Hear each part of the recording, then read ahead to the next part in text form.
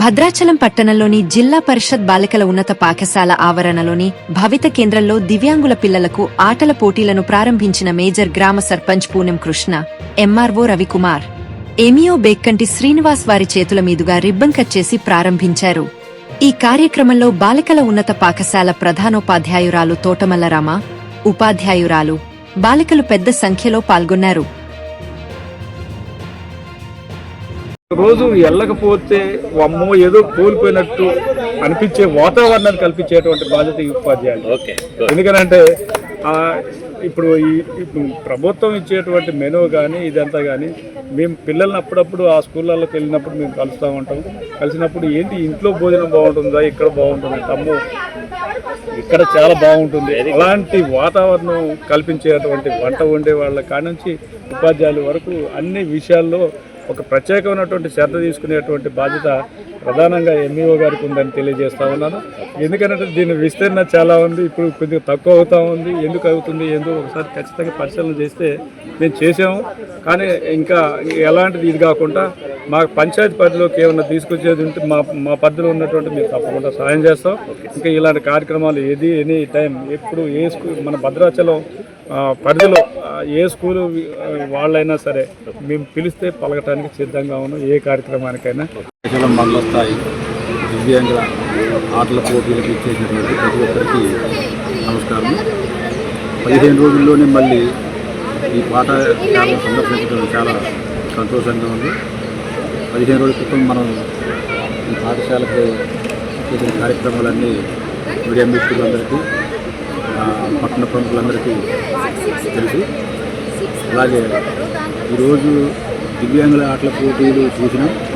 చాలా అద్భుతంగా ప్రదర్శన చేశారు. వాళ్ళు అన్ని అవయవాలు ఉన్నటువంటి వాళ్ళ కన్నా కూడా బాగా చేశారు. ఒకటి చెప్పాలి, చాలా బెస్ట్ పర్ఫార్మెన్స్.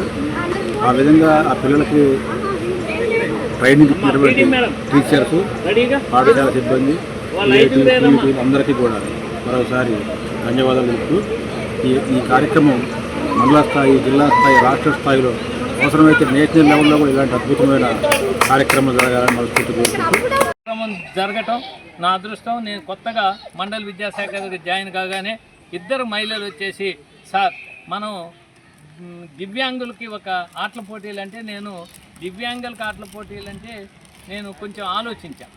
తర్వాత వాళ్ళు ఇలా ప్రదర్శన చూసి ఎంఆర్ఓ గారు, సర్పంచ్ గారు అభినందిస్తుంటే మళ్ళొక్కసారి అందరం కూడా చప్పట్లతోని దివ్యాంగులు దేంట్లో తక్కువ కాదు, అన్నిట్లో గొప్పే, అంత చక్కగా ప్రదర్శించినటువంటి ఈ ఉపాధ్యాయులు, ఈ పాఠశాలకు సంబంధించిన ఉపాధ్యాయులందరికీ ధన్యవాదాలు.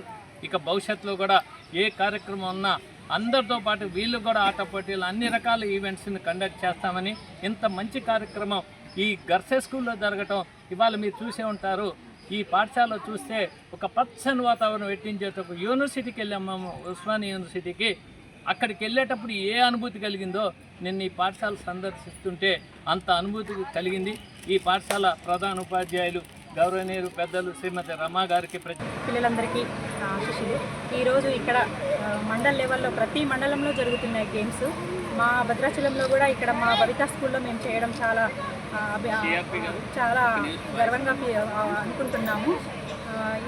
ఇంత బాగా చేస్తాం, ఇంకా సక్సెస్ అవ్వాలి. గేమ్స్ అన్నీ రెడీ చేస్తాం. పిల్లలందరినీ కూడా నిన్న మొన్న ట్రైనింగ్ ఇచ్చాము పిల్లలకి.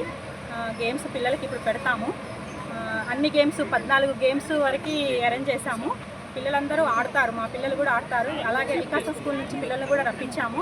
వాళ్ళు కూడా అక్కడ నిన్న మొన్న ట్రైనింగ్ ఇచ్చుకున్నారు, ఆడతారు. పిల్లలందరినీ ఇప్పుడు గేమ్స్ పెడదామని అనుకుంటున్నాము.